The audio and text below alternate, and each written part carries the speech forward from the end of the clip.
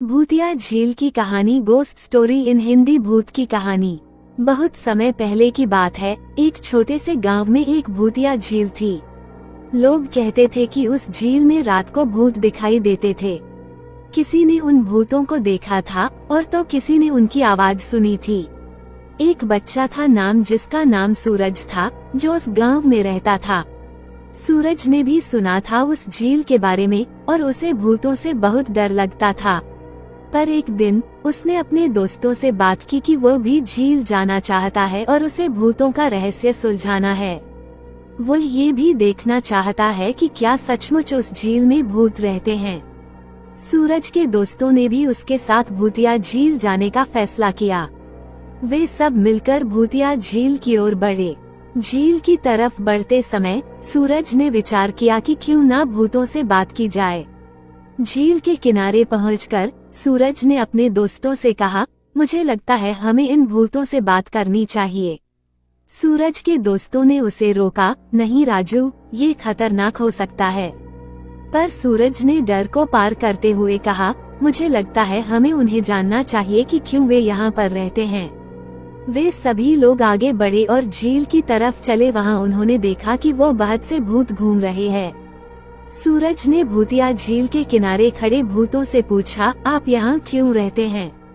भूतों ने उसे अपनी कहानी सुनाई। वे कहा करते थे कि वे यहाँ अपनी अधूरी कहानी पूरी करने आते हैं, क्योंकि उनका मानना था कि वे जब तक अपना काम पूरा नहीं करते। उन्होंने बताया कि हमारी कुछ इच्छाएं अधूरी रह जाती हैं, अगर वे पूरी नहीं होंगी तो हमें मोक्ष नहीं मिलेगा। तब तक वे आत्मा को शांति नहीं दे मिल सकती। भूत की इच्छा थी कि उनके पीछे उनके बच्चे खुशी से रहे और अच्छी शिक्षा प्राप्त करे, ताकि उनका भविष्य उज्जवल हो और हम निश्चित होकर मुक्त हो सके। यही उनकी एक अधूरी इच्छा थी, जिसकी वजह से उनकी मुक्ति नहीं हो रही थी, क्योंकि उन्हें अपने परिवार की बहुत चिंता थी। सूरज ने उनकी मदद करने का निर्णय किया। वो और उसके दोस्त उन भूतों की मदद करने में उनका साथ दिया। उन्होंने मिलकर भूतों की अधूरी कहानी पूरी की। भूतों के बच्चों का दाखिला, स्कूल में अच्छी शिक्षा दिलाने का भरोसा दिया। झील के किनारे जब भूतों ने अपने काम को पूरा किया तो वे शांति से आत्मा को विदा कर दिए। सूरज और उसके दोस्तों ने देखा कि भूतिया झील का माहौल अब बहुत शांत और सुहाना हो गया था।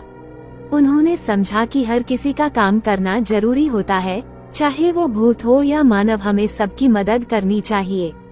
इसके बाद से सूरज और उसके दोस्तों ने नए दृष्टिकोण से सबकी मदद करके जीना शुरू किया और तरक्की हासिल की।